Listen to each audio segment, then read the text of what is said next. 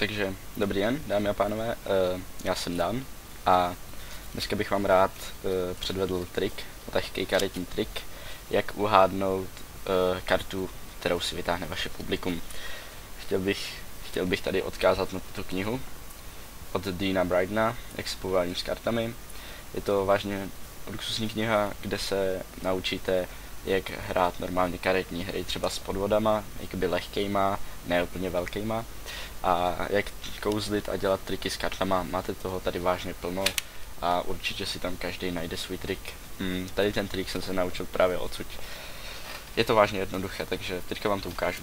Takže sedíte před publikem nebo stojíte, mícháte karty, jenom trošku, nemusíte moc. Stačí, no takhle to bude stačit. Necháte vaše publikum vytáhnout si jednu kartu. Jo, ty karty nejsou všechny stejný, jenom abyste si nemysleli, vidíte. Necháte publikum vytáhnout si jednu kartu, já se teďka na ní podívám, je to Jack, pikovej. Takže máme Jacka. Publikum si vytáhlo pikového Jacka, já ho položím sem. Jakmile publikum bude vlastně ukazovat tu kartu mezi sebou, aby všichni věděli, že to fakt funguje, že třeba, aby si pak nemysleli, že třeba je podplacený ten, komu se ta karta dávala, nebo takhle něco takového, tak prostě vy mezi tím mícháte, abyste se zabavil nějak, aby to vypadalo prostě profesionálně. A pak necháte publikum dát kartu sem. Jakoby rozložíte balíček na půl, je to úplně jedno, jestli vezmete třeba takhle víc, nebo takhle víc, je to fakt, vážně to je úplně jedno. A publikum vám vloží kartu tady na vrch toho Jacka. Vy přiložíte takto a začnete míchat, jakoby, abyste si třeba nepočítal karty nebo tak něco a nepočítal to místo.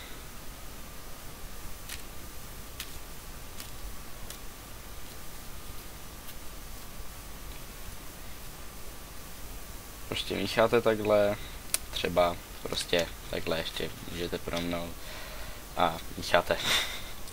Já strašně mluvím, já vím, je to moje první video, mluvám se vám všem mým divákům. Tak, začnete vykládat karty před publikem.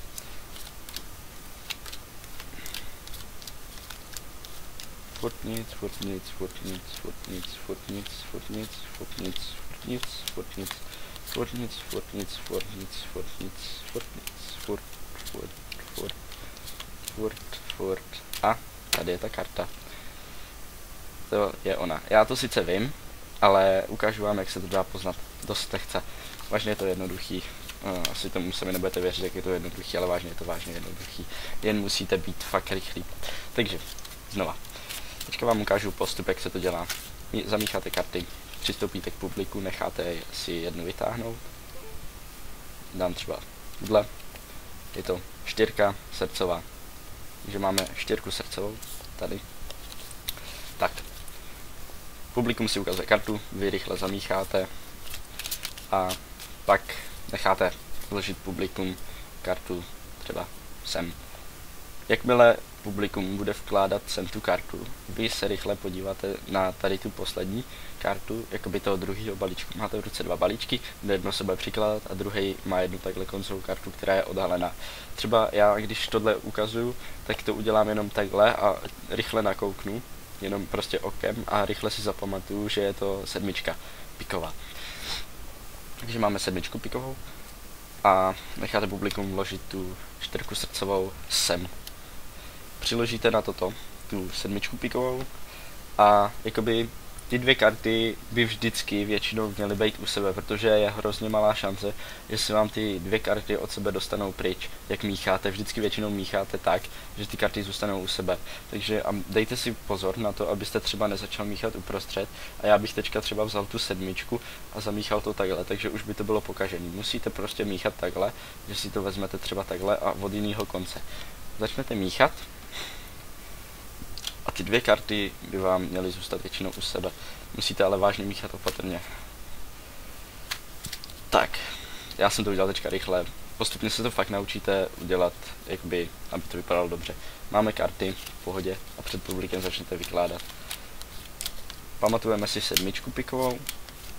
A až přijde 7 piková, tak karta hnedka potom je naše karta, která hádalo publikum. Ježiš, ono to není vidět, pardon. Čekáme furt na 7 pikovou. A hned potom by měla přijít 4 srdcová. Jestli jsem to nepokazil, doufám, že ne. Sakra, až na konci to bude. Tak to byla 7 srdcová. Pardon.